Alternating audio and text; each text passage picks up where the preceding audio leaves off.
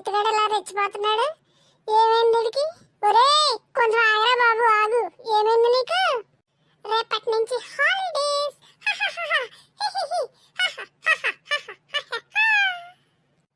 హాలిడేసా? ఆగు. గీతలో శ్రీకృష్ణుడు ఏం చెప్పాడురా? జన్మించిన వానికి మరణము తప్పదు. అవునా? ఆ రెండింటి మధ్యలోనే అసలు ఉంది. అయ్య బాబు ఏంటో చెప్పరా అది. మరదే ఇను మరి. పుట్టినవాడు బడిలో చేరక తప్పదు, ఆ బడికి సెలవులు ఇవ్వక తప్పదు. మరి బాగానే చెప్పాడు కదా. అప్పుడేమైపోయింది? ఆ ఇచ్చిన సెలవు ఇచ్చారా లేదా అన్నట్టు, ఇచ్చి ఇవ్వలేనట్టు కళ్ళు మూసి తెరిసేలోపు అలా అలా అలా అయిపోతాయి. అదేలారా, 4 రోజుల పైనే ఉంది కదా. అవునా? అది ఎలాగో చెప్తా నేను. సరే చెప్పరా బాబు, వింటాను.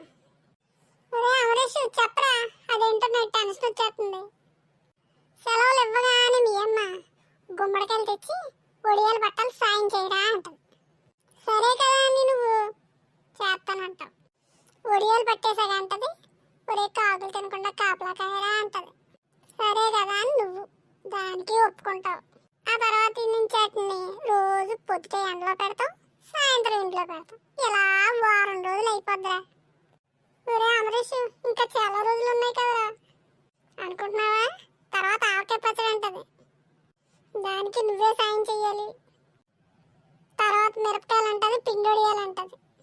ఇలా వారం రోజులు అయిపోతాయిరా. అమరేష్ ఇవన్నీ అయిపోయి ఆడుకోవచ్చు కదరా.